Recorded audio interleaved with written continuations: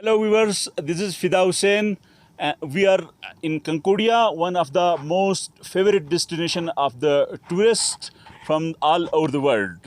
Across the world, tourists come here to see the natural beauty along with the mountains. Some of the mountains are above than 8,000 meters and some of the mountains below than 8,000 meters. We could not name one by one, but we must say that the K2, which is the world second highest peak in the world, and Broad Peak you also seen in behind with K2, which is the 12th highest peak in the world. Along with in my left side also, but there is G2 and G1. These mountains also above than 8,000 meters.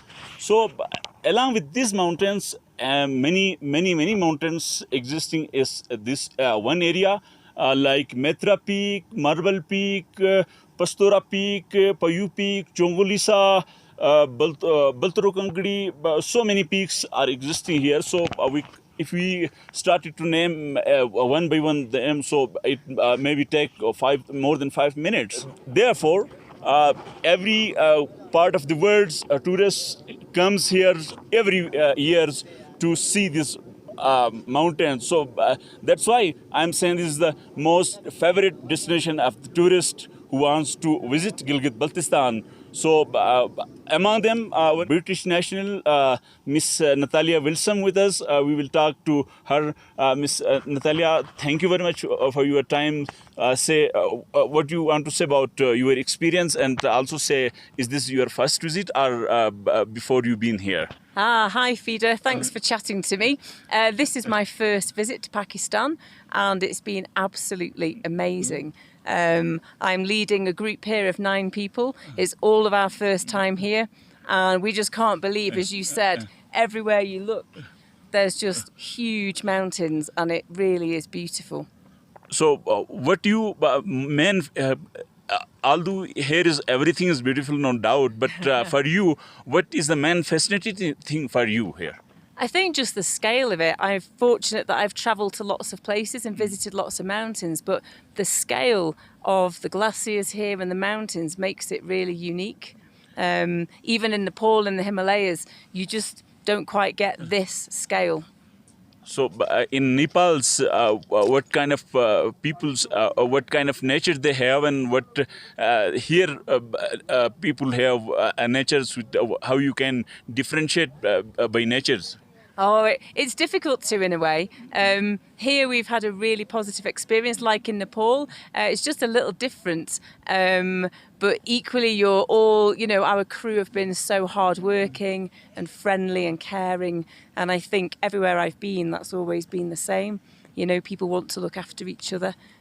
So I've had a brilliant experience here. Our cook in the kitchen, Zulfi, our local guide, Akbar, our assistant guide, Ali, the whole team have just been amazing. And they've really helped to make this a really positive trip. Okay, so if we, what about reaching here in Pakistan? What was your expectations about your traveling, and did you find according to your expectation or not? I'll be honest, I've had some mixed information from people about travelling to Pakistan as a female, as someone who isn't used to this environment, and my experience has been so positive on every level. In a way, we're living in a bit of a bubble. We're like a small family moving from camp to camp. But it has been really, really positive. And I would recommend, anybody who wants an adventurous experience, who's ready for a little bit of hard work and uncertainty. When we arrived, there had been some heavy rain and the bridges had been washed out, near Ascoli. So we had to adapt and, change our itinerary. I think Pakistan is a very harsh environment. It's hot, the weather can be very varied, but yeah, we've just had a brilliant time. So, having you experience to wash the bridge, so how you can could manage that come out from that trouble? Yeah, well, some of the local people have been really enterprising and just helpful, and they built some footbridges. And then where the bridges have been washed away, some jeeps are stuck in between places. So the jeeps can shuttle you from, you walk across the bridge, take your bags over, the jeeps take you to the next place, then you get off, you walk over the bridge and take your bags to the next jeep. So it worked really well for us. It took a little longer, but it was just a really great bit of problem solving. It is said that Western media, especially, not present the positive gesture about Pakistan's all about spreading the misleading news or complicated news regarding terrorism or something else. So, how you can, in your opinion, how we can perceptions change? I think just keep sort of spreading the good news. As you say, I've heard lots of negative things and some positive things. And I know over the years, Pakistan has had a very troubled history. And yes, in times, there have been times when, it's been said it's not been a safe place to travel in small areas. But certainly this region for trekking, I feel very safe and secure. And I think, to spread the positive message and keep looking out for each other and focus on the good is the way to go, really. Before reaching here, are you afraid?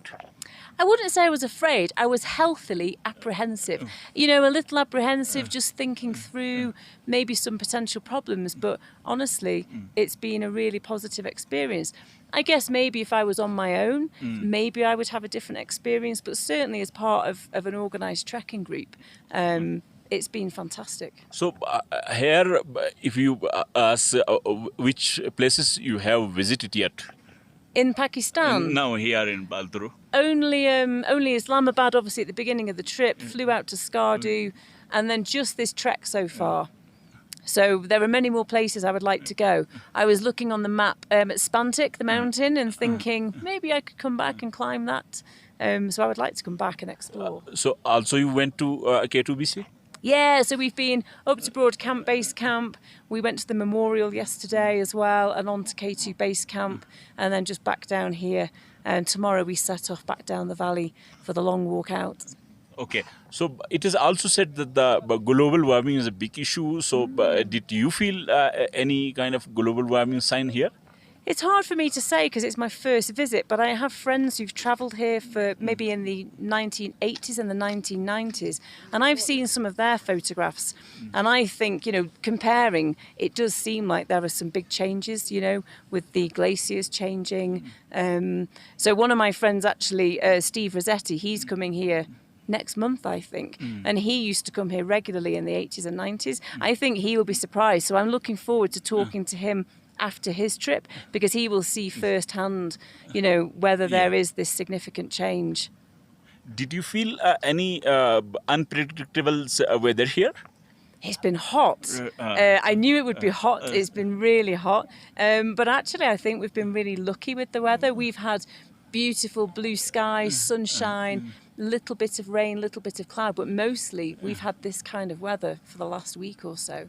It's been great. Any member from your team got sick during the travel? Nothing serious, thankfully. We've had a few minor little ailments, one day with some sickness, but we've managed to resolve the problem, and everybody went to base camp yesterday and everybody's come back down.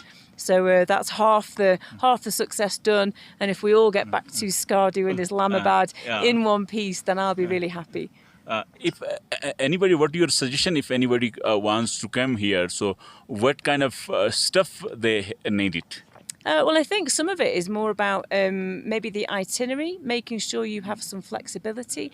In our itinerary, we had a couple of spare days, which we've actually used up because the bridges were out, things took longer. So I think maybe find a reputable agency to help you with these things. I'm working for an English company, the Mountain Company, but they are working with Jasmine Tours. Yes. So I think finding a reputable agency who can help you sort out any problems. You could come as an independent traveller, but you need a bit more time, I think, then to find your way through buying some kit, getting your permits. Okay, if we talk about your challenges before pre-visit Pakistan, what remain challenge pre-visit Pakistan? What things have I done Yeah. as a challenge? So this is my profession. I lead trips outdoors for a living. So I've been all over the world guiding trips. And I guess challenges, I've had some personal challenges, climbing mountains, going on long walks. But usually the challenge is keeping a group healthy and happy and making sure that everyone reaches their goal, their dreams. For example, yesterday to go up to base camp, building good relationships with people. Like this for me is the best challenge. So, what was your pre-perception and post-perceptions about the region? Oh, well, as I said, I was a little bit healthily kind of apprehensive, just a little bit nervous about what lay ahead, the unknown. And I can honestly say it's just been a brilliant place to come.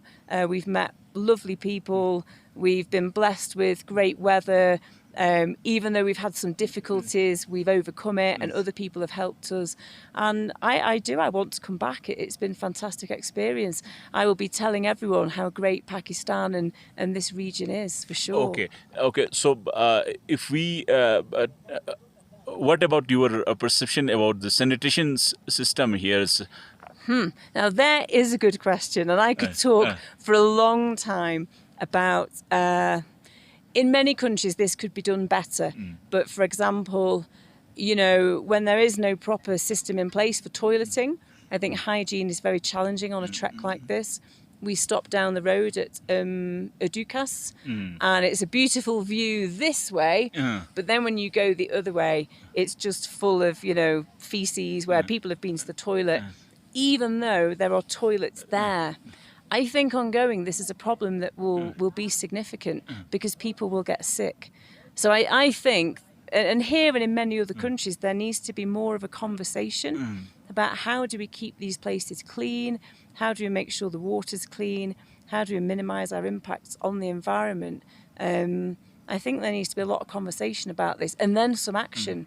I don't know if it's possible to build toilets and maintain them, to think about, have you heard of human manure composting? To be able to compost human feces in hot weather, maybe that could work. I don't know, but the current situation, I think, is quite challenging. Okay, it's mean if I could not, if I don't bet perceptions and from your answer, if I rightly understood that you are not satisfied with the sanitation system. Yeah, I think it's it leaves a lot to be desired. It was quite dirty in places, and obviously that's not hygienic. I know I'm on an adventure trek, and that is part of the thing, but I think the numbers of people coming through, I think the numbers have vastly increased this year, and I think will continue to be increased. And I think more thought and action needs to happen around how do we maintain a sanitary environment for people that's environmentally better. For every trekking group, there are maybe 10 or 20 porters, there are horses, horsemen. There are big units of people occupying places, and as with many other countries, it's a kind of ongoing problem. But I think we do need to start giving it some proper attention. So, do you think that the $150 you have to pay this for Central National Karakoram National Park to that purpose? So, this amount is enough to maintain that system, or you would suggest to increase that amount? I think any trekking group would be happy to pay a little more that is going specifically into a sanitation or environmental kind of project that keeps the mountains cleaner. I think it would. it's a small amount of money between a group to maybe find a couple of $100 more. But yeah, I think that's the way. Charge people more money and actually do something that's sustainable. Go and find out about how other countries are doing it. And, there's got to be a better way. There does. So last but not least, maybe a couple of questions, maybe ask meanwhile. But if while you reach in Skardu, you have to go debriefing, then you also have to point out some mistakes for Yes. improvement. So along with this sanitation system, what kind of mistake or weakness did you feel which immediately to resolve it? I think for me, that's the only thing that was really obvious to me that needs attention. Everything else for me is adventure travel is an adventure. You never quite know what's going to happen. You have a plan A and then a plan B and maybe a plan C. But I think that for me, long term, in sustainable terms, that's the only real point for me, to feed back and hope that people get together and start to do something different.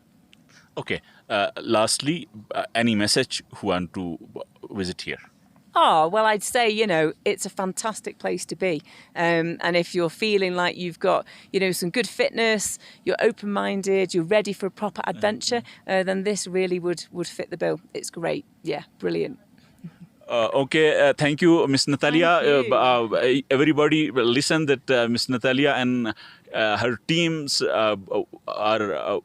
seems very happy about their visits, and we excitedly waiting for your feedback on her comment about the tourism improvement of tourisms. And we also request you to subscribe our channel Voice of Karakoram. We try to bring many interviews from the mountains like Miss Natalia and other tourists, and also we try to go to the street which people face the problems. So we will try our best, and thank you very much, and stay tuned with us. This is Fida Hussain from Concordia.